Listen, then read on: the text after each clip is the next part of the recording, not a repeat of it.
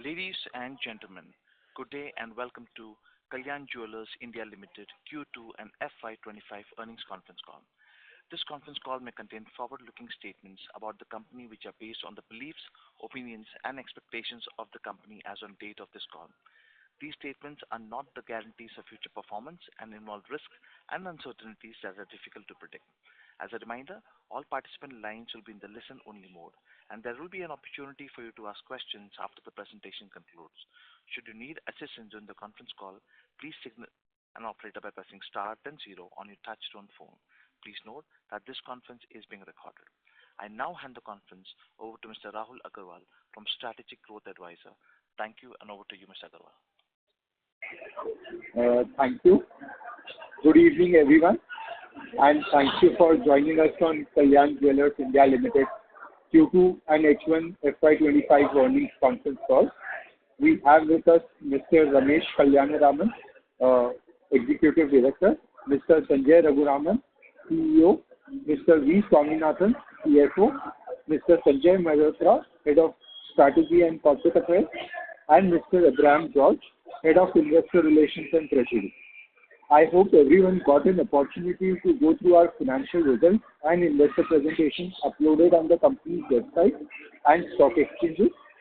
We will begin the call with opening remarks from management, following which we will have the forum open for question and answer session. Before we start, I would like to point out that some of the statements made in today's call may be forward-looking in nature, and a disclaimer to this effect has been included in the earnings presentation shared with you earlier. I would now like to invite Mr. Ramesh Kalyanaraman, Executive Director of Kalyan Jewellers India Limited, to give his opening remarks. Thank you, and over to you, sir. Hi, thank you. Good evening, all of you, and welcome everyone to the call. It has been a fantastic year so far. Both the quarters have been excellent. Revenue growth for the first half of the current financial year is around 32% on a consolidated basis and 34% in India, with quarter two growing by around 37% on consolidated and 39% in India. Growth has been broad-based with robust growth across gold and studded categories. Adjusting for the loss due to reduction of customs duty, gross margins at showroom level and PBT margins were marginally higher YOY. This financial year so far, we have launched 49 Kalyan showrooms and 34 Candere showrooms in India, and we are on track for the targeted 80 Kalyan and 50 Candere for the current financial year. There has been a delay in the launch of the first showroom in the US, and we expect to open the showroom by the end of the current quarter. Regarding the debt reduction plan, we are well on track for the current financial year, having already achieved almost half of the total reduction plan for the year. Non-GML working capital loan in India has been reduced by around 143 crore. We are still working with the banks for the release of the real estate collateral pertaining to the loan that we repaid in the last financial year.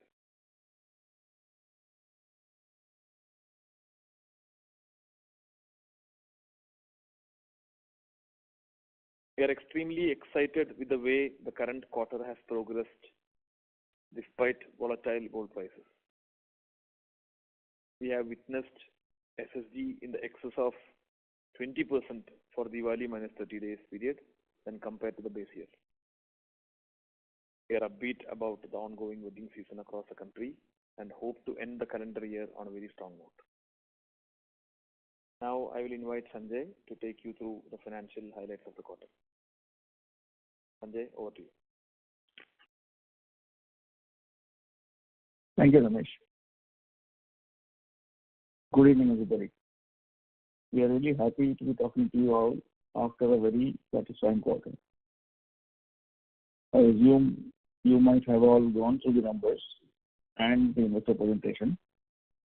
Hence, I will just highlight the major points now. For this quarter just ended, we reported a consolidated revenue of 6,065 crores, a 37% growth over the corresponding quarter in the previous year. Consolidated profit before tax came in at 178 crores for Q2 of the current year. After adjusting for the loss due to the customs duty cut, profit before tax growth would be 39%. Consolidated PAT for the quarter came in at 130 crores versus 135 crores compared to the corresponding quarter in the previous year, a 3% degrowth. I would like to just add here that the tax rate in India for the current quarter is 28% versus 25% in the base year on account of a disallowance of some donations given towards strategies.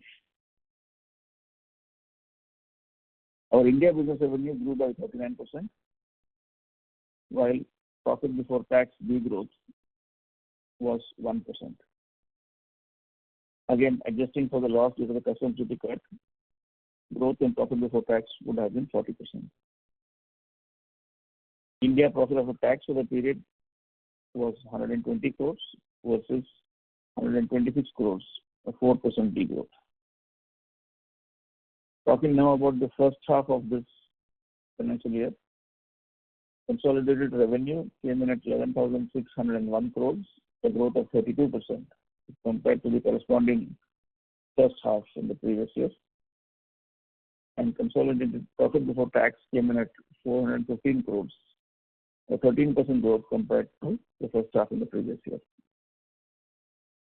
Adjusting for the loss due to the customs duty cut, profit before tax would be around 32%. Profit after tax came in at 308 crores, a growth of 11%. In this quarter just ended, we opened 26 stores net, 14 in the Kalyan Jewellers brand and 12 in Kalyan. With this, I'm done with the summary of the financials. We can now open the floor for questions. Thank you. Thank you. We will now begin the question and answer session.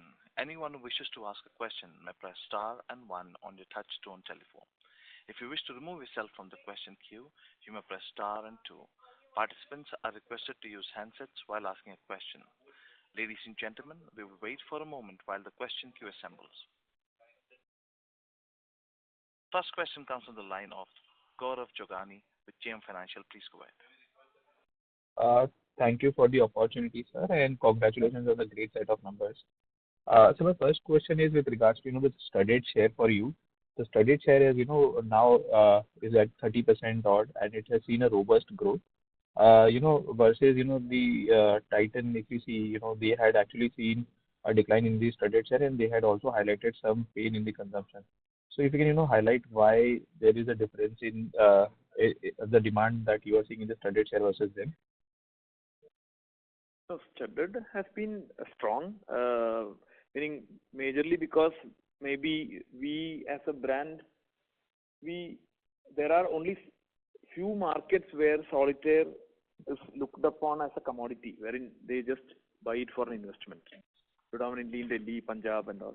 Otherwise, in South India, people don't see diamond jewelry or any studded jewelry. They don't buy only a piece of solitaire and keep it with them as an investment. They use it well. So our focus also is to cater those kind of customers even from the past. So for us, high carat solitaire has always been very low in terms of revenue share. So maybe because of that, we are unaffected, but we don't see any pressure on studded, studded products. Okay, sure, sir. Sir, a follow-up to this question, that also recently we have seen some cut in the gold prices, the recent correction in the gold prices. So do you see any positive reaction of the same on the consumer demand, though the consumer demand already has been so robust? But any signs of some pickup in the footfall because of this?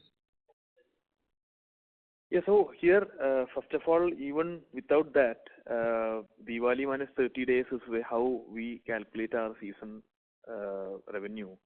That itself have a very robust revenue growth. SSGs are very strong, very comparable to Q2. And yes, as you said, last weekend was very strong. Gold prices have come down a bit, so people can prepone their purchase. Maybe people who were waiting because the gold price were high might have come back to the stores.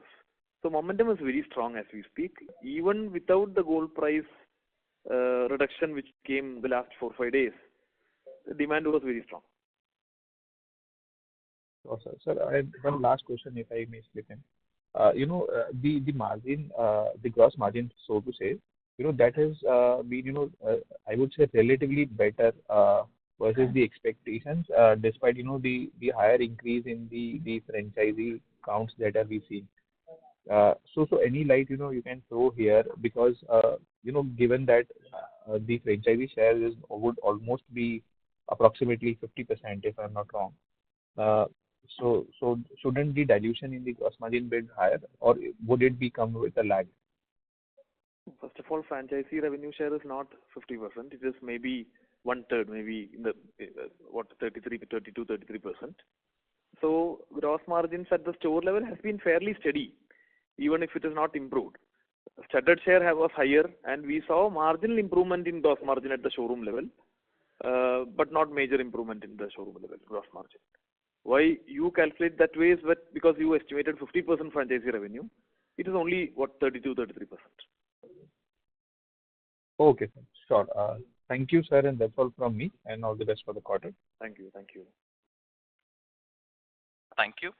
Next question comes on the line of Vikrant Kashyap with Asian Market Securities. Please go ahead. Good afternoon, sir, and congratulations on a very strong set of numbers. My first question pertains to volume growth. So during the quarter, have you seen like-to-like volume growth in gold as well as diamond products? Yes, so volume growth, if you look at 11%, 10 to 11% is where the gold price have gone up, but the revenue has grown up by what SSG said was 23%. So volume growth should have been there, but we really don't, meaning because the studded ratio is going up, studded also sells. We don't look at only volume, because we also as a brand try to push the customer from gold to studded, and customer also comes now for studded more than gold, right? So if you look at it in this view, where gold price have increased only by 10-11%, SSG itself is 23%. So that is how we should look at it. Okay. My second question pertaining to lab-grown diamonds. So after Westside ventured into LGD products, there has been a strong buzz into the northern and western part of India, but on south we haven't seen anything. So how do you see this portfolio shaping up going ahead, since you are expanding majorly into northern and western part of India? So we don't see any demand at the store level, because as I have told before, we are retailers. When there is demand, we will surely go and supply, right? So at the store level, we don't see any demand for lab-grown diamonds, and because the price itself has not got stabilized. Big brands, major brands are not pushing that also, because people believe the brand more than the product. So when the prices are not steady, we as brands don't promote LGD also, right? So one or two players whom you are mentioning are treating it as a fashion accessory, very low ticket size, etc., which can maybe a substitute of an artificial jewelry. Yeah. The next question is on Candere. So in the last call, you had mentioned you will come across with a strong branding for Candere post Diwali or maybe near to Diwali. So how has been the strategy, and how is the way forward for Candere portfolio? So Candere, still we are focusing on expanding our footprint, and you know that we have opened showrooms across, and we are still in the pipeline of opening stores. So maybe before the end of the financial year, we will surely expand. We will surely start our campaigns. So as of now, you know that this year we had 50 plus stores is what we needed for Candere. We are at 46 showrooms. Okay. Okay, good. My last question on international market. So now we can see 4 focused franchisee-only stores in Middle East. So last quarter you had mentioned there has been some delay in progress in Middle East. So how do you I'm progress not able now? to hear you properly. Can you repeat that question? I'm not able to hear you. I missed out something. Okay, so it's my question on international market. So on Middle East, you have now 4 focused stores. So last quarter you had mentioned that you have been a little slow in the Middle East expansion and debt reduction. So where do we stand right now, and what are the goals for 25? So internationally, you are right. The kind of momentum which we get for the expansion there, especially in Middle East, and if you look at our weakness for the financial year, wherein our expansion has been predominantly for the last 2 years has been in the non-South markets, right? Yeah. Majorly because of 2 reasons. One, margins are higher non-South and more number of markets are open there.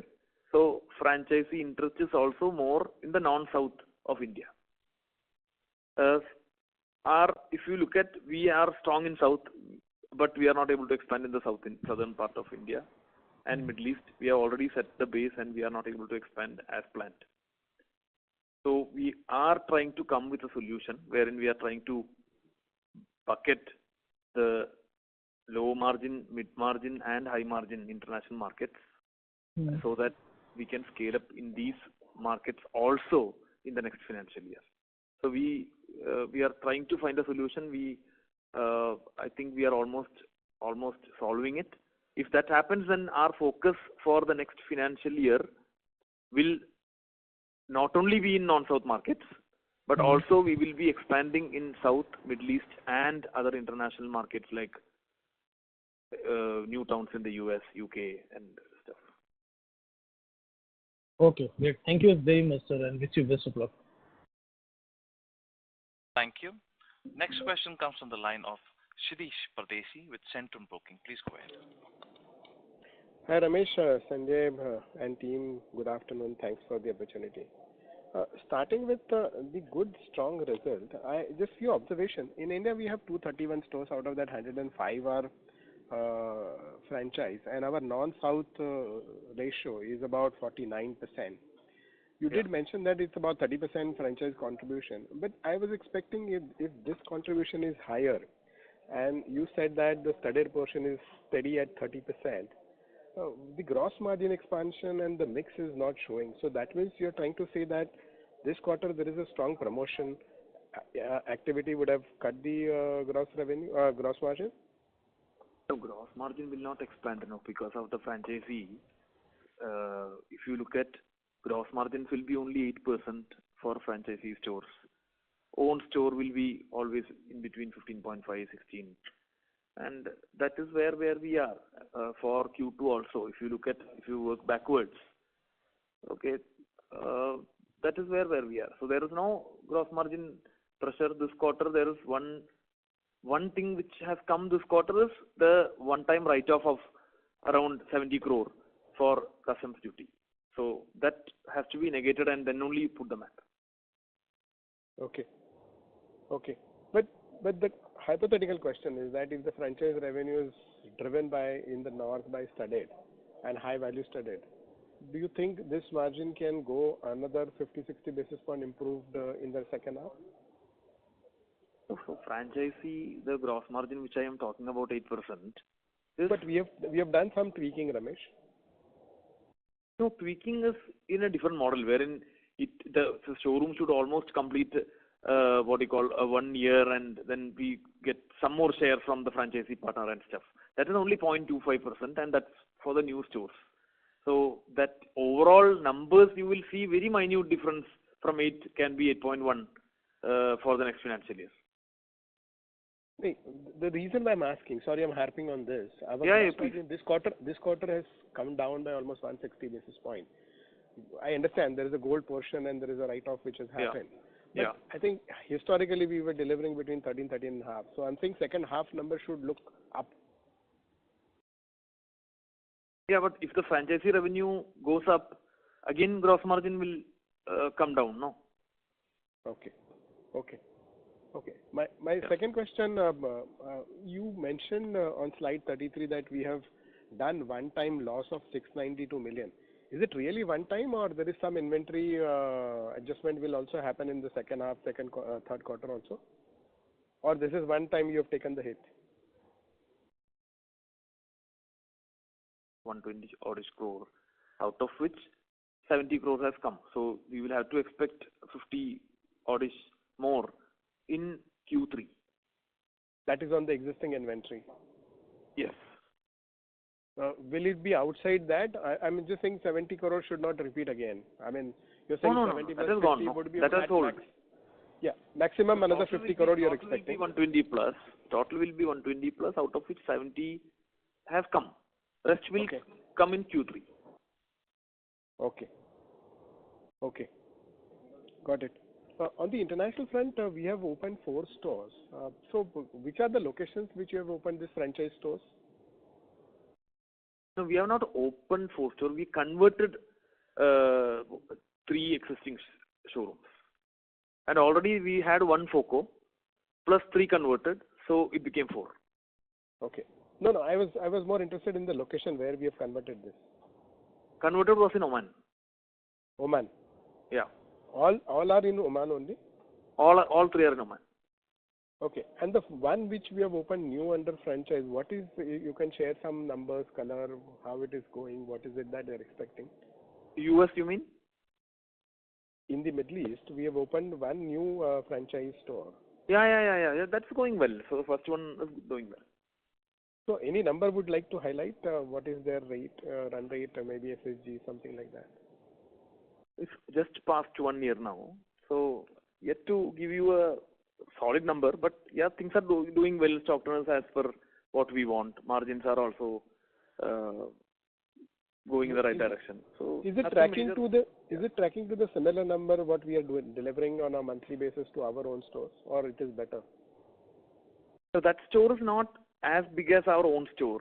So always, if you look at additional new stores will always come with a lesser bucket size when compared to our own stores, because own stores would have been in the tier 1 markets initially. So go into stock turn, it will be very similar to our existing, but total revenue in number might be smaller than our existing stores, because our existing stores will be in the tier 1 super tier markets. Okay. That's same in India also, you see. Okay. Just last question. We as on date, we have 105 franchise. So say March 25, how many franchise you would add? Because you mentioned in the PPT that we have LOI about 80 odd LOIs there. You are talking about the next financial year? No. Between now and March 25. Yes, so as we speak itself, we have around 132 franchise. Okay. In India. So and that means around 25, 26 you have already ordered between September and Diwali. Yeah. We opened many showrooms before festive now. Okay. So as we speak, we have total KJ stores is 288 globally. India is 252.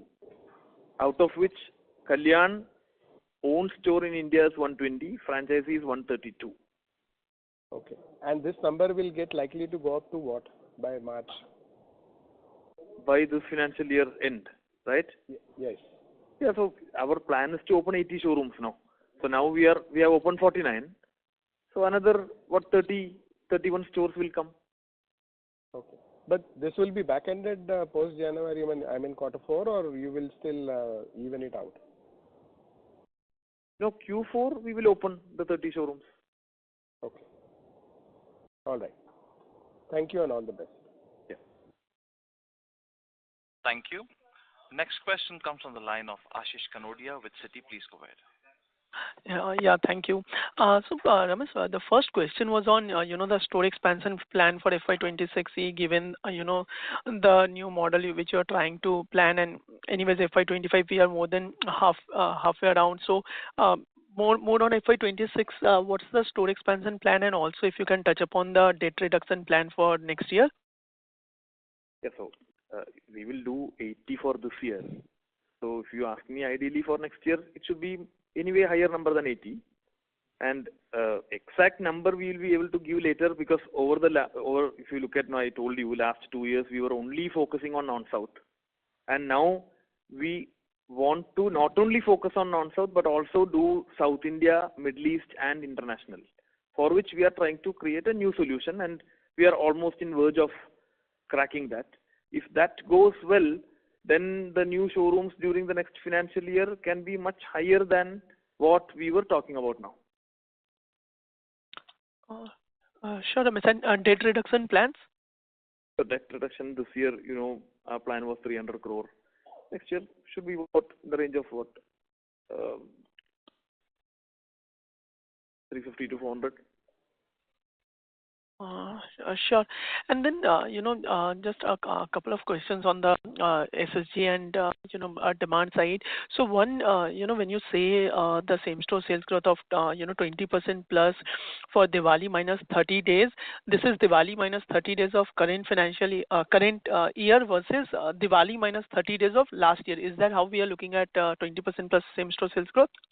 Correct. Like for like, yeah. Like for like, sure. And then, just on the discussion around studded mix, gross margin at showroom level, etc. So, I mean, from a competition perspective, have you seen anything changing, especially in your existing markets, right, where you have been present for, say, 2-3 years now or more than that? Any remarkable change in the competitive intensity, whether from large players or from local regional players? No, so competition has always been there, but as you know, we have always, if you look at our revenue growth for the past many quarters, if you look at our gross margins over the last many quarters, you don't see any impact, no? Because maybe the network effect is really playing out for us, and maybe that is the major reason. But our SSGs are strong, revenue growth is strong, competition on the pricing level, we don't see any new competition coming in. Competition is always here to stay. But of course, branding or spending by local players have increased. They are also active now during festive. They are active when we open a new store in a new market. The local competition is also getting active. All those kind of things which we see now was not there before. But otherwise, on pricing and stuff, it remains constant for the past many quarters now. Sure. Just a last question around the depreciation and interest cost. So first is, when I look at quarter on quarter, the depreciation cost has increased by, almost 100 million rupees. And then secondly, just wanted to understand, why this kind of a growth, because from a store expansion perspective, we have seen store expanding earlier as well, but not this kind of a depreciation cost. And secondly, when I look at the interest cost, say, in 4Q, your interest cost was around 780 million rupees, and now it's almost 900 million. While if I look at the debt levels and even the GML, I'm talking about console level. So debt has actually gone down in the last 6 months. GML are also broadly stable. So anything which stands out on the depreciation and interest cost? Yeah, so depreciation is because even though if it's a franchisee model, we take the lease on our name and sublease it to the franchisee partner.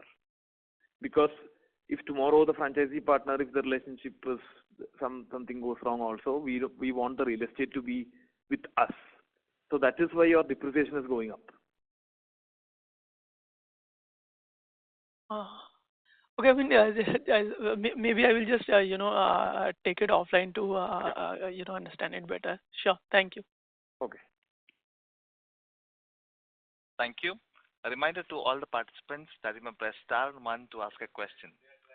Next question comes from the line of Samanto Saini with HS Securities. Please go ahead.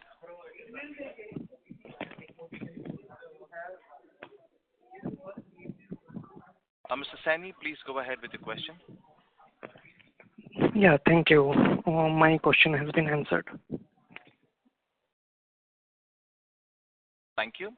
Next question comes from the line of Gaurav Jogani with GM Financial. Please go ahead. Thank you for the follow-up opportunity. So my question is with regards to the gold metal loan specifically. In the standalone numbers, we see, that the gold metal loan has come down, whereas on the consolidated level, I think it has marginally gone. Why this is the case? And second, if you can, also highlight that going ahead, given that we'll be generating good free cash flows from the operations, and given that more and more stores will be opening up on franchise, which means, the cash requirements will be even lesser. So in that context, shouldn't be the debt repayment bit higher versus, the targeted 350 to 400 crores? Yeah, Gaurav Abraham here. So on the GML, we have repaid, the GML in India is down by approximately 54 crores in India. And that you don't read too much into it because it's because of some closure that happened towards the end of September. So that might come back to the same level. In the Middle East, what has happened is about 118 crores of non-GML got converted into GML.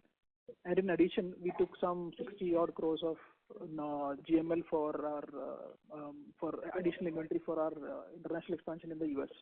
So that is the reason why you are seeing at a consolidated level a marginal increase in GML. Now on the debt repayment, yes, I agree with you. This year we've already repaid about 144 crores of non-GML. The target was about 300 crores.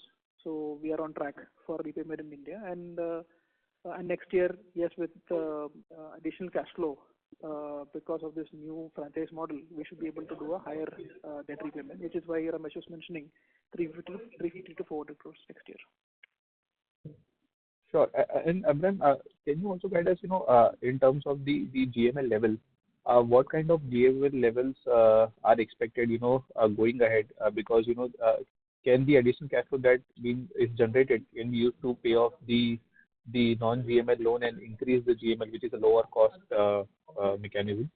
So the focus is not to repay the GML. The focus is to repay the non-GML. In the process, if we are able to kind of get to a structure where we can have a higher GML with a structure which is more palatable to us, we will go for it. Otherwise, the focus is more to repay the non-GML than increase the GML now. And GML should be in the current range, which will be for at least next 1 year. Thank you. Mr. Jogani, please rejoin the queue for more questions. Next question. Before we take the next question, a reminder to all the participants that you may press star and one to ask a question. Next question comes from the line of Anjana Shah with Shah Investment. Please go ahead. Thank you for this opportunity, sir. Couple of questions from my end.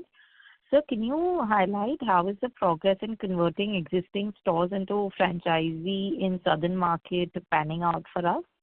And how many stores in south market we plan to convert to franchise stores? Yeah, so southern markets, we have tried out a few stores, and south cannot be seen as one. So south itself, we'll have to treat it differently in Kerala versus Tamil Nadu versus Karnataka and Andhra and Telangana. So we are trying out options in states.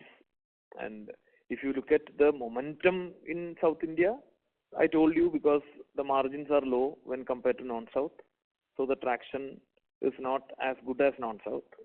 And that is why our new solution, which we are working on, wherein we are trying to club the low margin, mid margin and high margin together so that we will be able to sell it.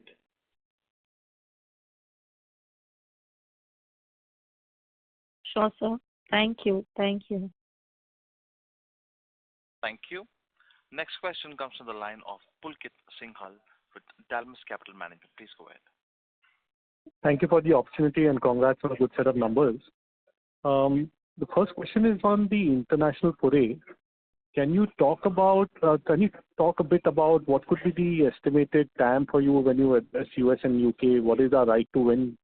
And why enter now? I mean, what has changed that allows us to address this market? Because we may be a relatively unknown brand there. Obviously, we'll be known among the Indian community, but otherwise relatively unknown. So just trying to understand how you think about the whole market. Yeah, so international markets are really growing, and we are only catering Indians there. And we have seen a couple of brands doing well there. And according to our market understanding and research, we thought this is the right time to enter. And we also have capital availability. And we are also trying to bucket this opportunity to even grow in the southern markets and Middle East also. So everything aligns to be where we want. So then why should we not do it? That's why we are trying to expand there. Okay, but the product assortment, will it continue to remain quite similar, or to that extent, I mean, we try to make a lot more on certain markets wherein even within the US or even within London, UK markets, each market had to be treated differently in terms of what population stays there predominantly, even within Indians. So there are markets in UK where certain segment of Indians stay more than other segments. So the inventory allocation has to be that way. Same applies to New Jersey versus an LA versus other markets in US, wherein the type of Indians who stay, we address to them more, right?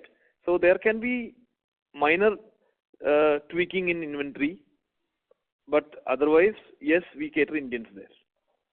Understood. And your current market survey, I mean, does it show the potential to open, like it could be another similar Kalyan Jewellers, just purely US and UK, 250, 300 stores or more?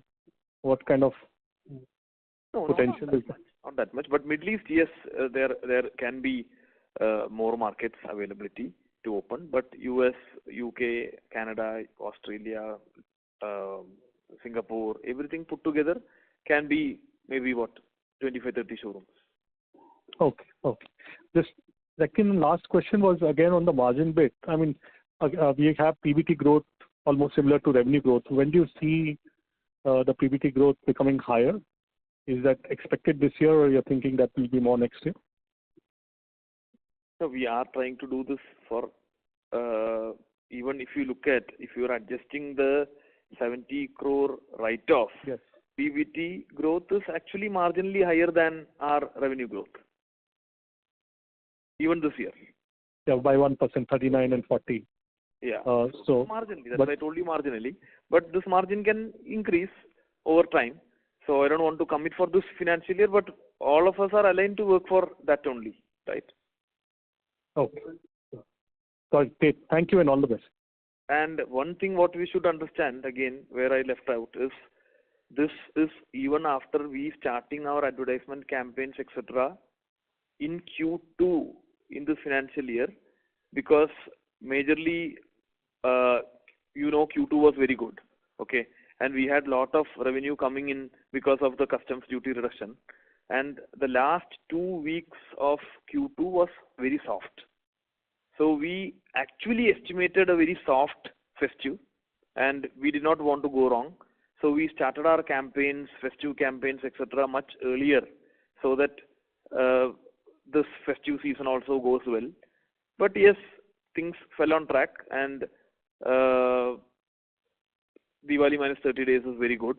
And of course, this would have resulted in some EBITDA margin compression in Q2, but things are really working out good for Q3 because Diwali minus 30 days revenue growth and SSGs and existing momentum, everything is strong.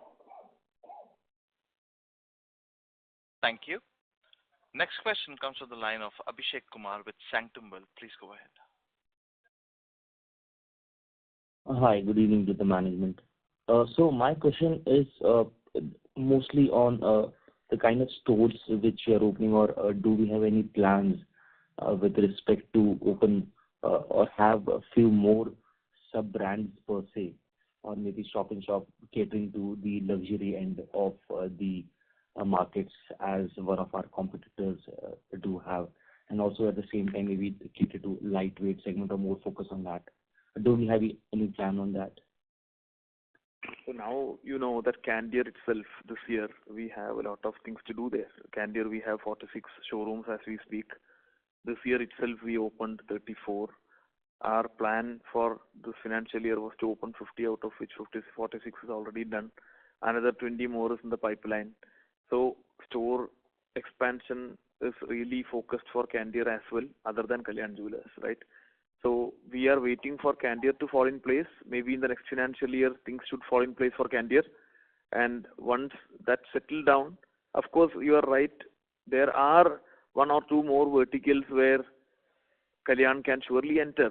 But we will, if you look at a mid-term, long-term plan for Kalyan, medium term, where jewelry in an organized space today, if you bisect it into say four, okay, there are quite a number of players in the low margin, high stock turn, more staple regional players. There are many players in that bucket. Kalyan is another bucket where we are 30-40% hyper local, rest is national kind of. That's where we place ourselves. Third vertical now is really the Candere vertical, where lightweight jewelry, daily wear, working woman, Gen Z kind of. There is one more vertical, luxury brand is really picking up, where again stock turn can be lesser, but high margin, more private and more personal kind of space. And so there are four major verticals in jewelry today, out of which Kalyan is there in one bucket and Candere is there in another bucket. We can, in the future, medium term, we can enter into the other two segments, value for money segment and the luxury segment. But as we speak today, if you ask me, will we do it for next year? Might be no, because we are waiting for Candere to settle down. Okay, got it. And so with respect to Candere, so if you could share some insights, as in what kind of customer cohorts which we usually see with respect to Candere, because it's also again omni-channel. So how are the conversion rates there? What kind of generally the customer segment do we see are preferring and actually end up in our stores? If you could throw some light on these aspects. The Candere target is working women, youngsters, Gen Z at heart. Okay, and working women need not be young; they can be between 18 to 50. And youngsters, gifting is a huge category in Candere.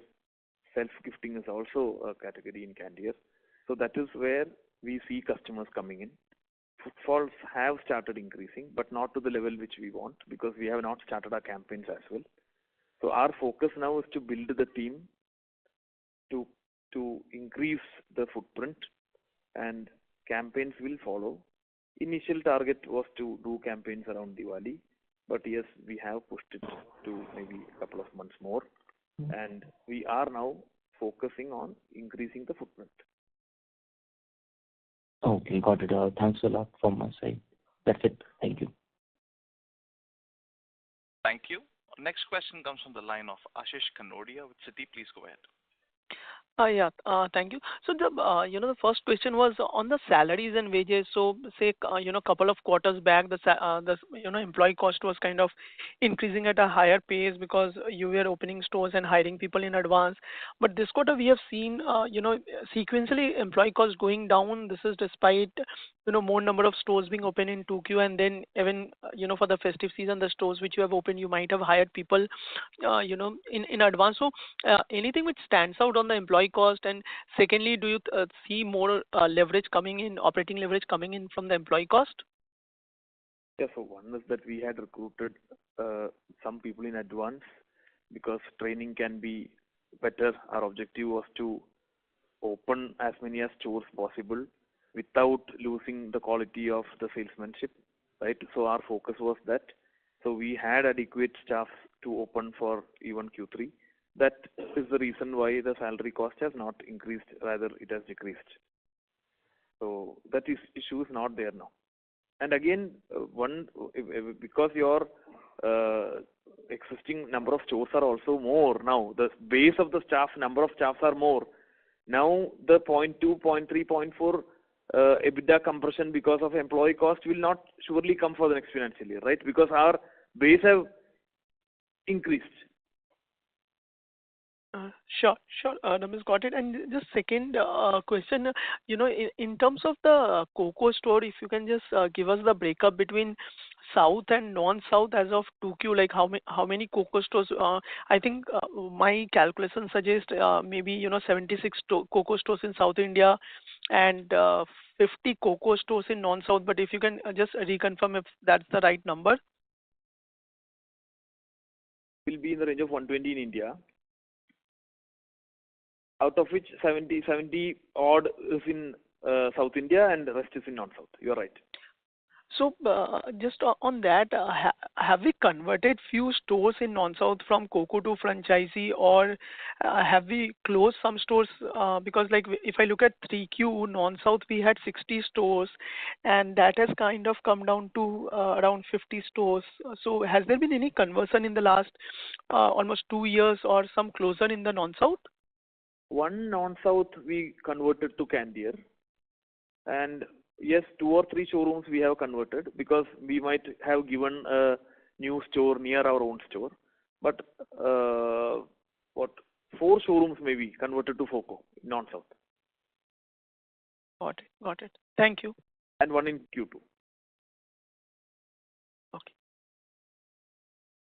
Thank you. Ladies and gentlemen, we have reached the end of question and answer session. I would now like to turn the conference over to Ramesh Kalyanaraman for closing comments. Yeah, thank you very much for participating, and we really look forward for a wonderful Q3 and finish the year also in an excellent note. Thank you very much. See you all very soon. Thank you. On behalf of Kalyan Jewellers India, thank you for joining us. You may now disconnect your